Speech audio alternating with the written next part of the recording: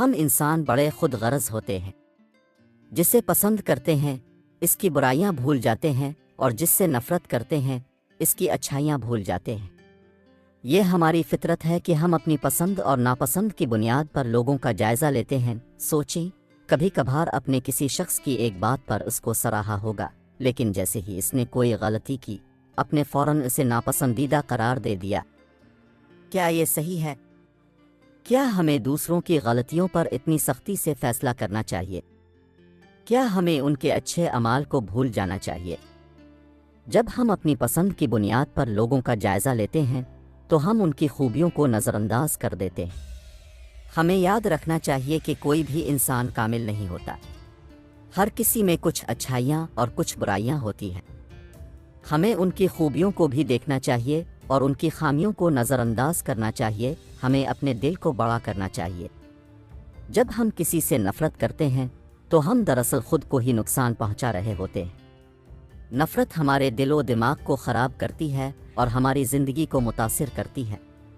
ہمیں دوسروں کو معاف کرنا اور ان کی خوبیوں کو دیکھنا سیکھنا چاہیے۔ سوچیں، اگر ہم ہر ایک کو اس کی خامیوں کی بنیاد پر جانچیں تو کیا ہم کبھی کسی کو پسند کر سکیں گے؟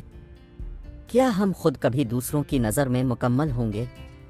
ہمیں دوسروں کی اچھائیوں کو تسلیم کرنا چاہیے اور ان کی خامیوں کو بھول جانا چاہیے۔ ہمیں اپنی زندگی میں مثبت رویہ اپنانا چاہیے۔ دوسروں کی خوبیوں کو سراہنا اور ان کی خامیوں کو معاف کرنا سیکھنا چاہیے۔ جب ہم دوسروں کو معاف کرتے ہیں تو ہم خود کو بھی معاف کر رہے ہوتے ہیں۔ ہماری زندگی میں خوشی اور سکون آتا ہے۔ سوچیں، اگر ہم ہر وقت دوسروں کی خامیوں پر غور کریں گے تو ہم کبھی خوش نہیں رہ سکیں گے۔ ہمیں دوسروں کی اچھائیوں کو دیکھنا چاہیے اور ان سے سیکھنا چاہیے۔ ہمیں خود کو بہتر بنانے کی کوشش کرنی چاہیے۔ ہمیں دوسروں کو موقع دینا چاہیے کہ وہ اپنی غلطیوں سے سیکھ سکیں۔ ہمیں ان کی مدد کرنی چاہیے اور انہیں سنبھالنا چاہیے۔ جب ہم دوسروں کی مدد کرتے ہیں تو ہم خود بھی بہتر انسان بن جاتے ہیں۔ ہمیں یاد رکھنا چاہیے کہ ہر انسان میں کچھ نہ کچھ اچھا ہوتا ہے۔ ہمیں دوسروں کی خوبیوں کو دیکھنا چاہیے اور ان کی خامیوں کو نظر انداز کرنا چاہیے۔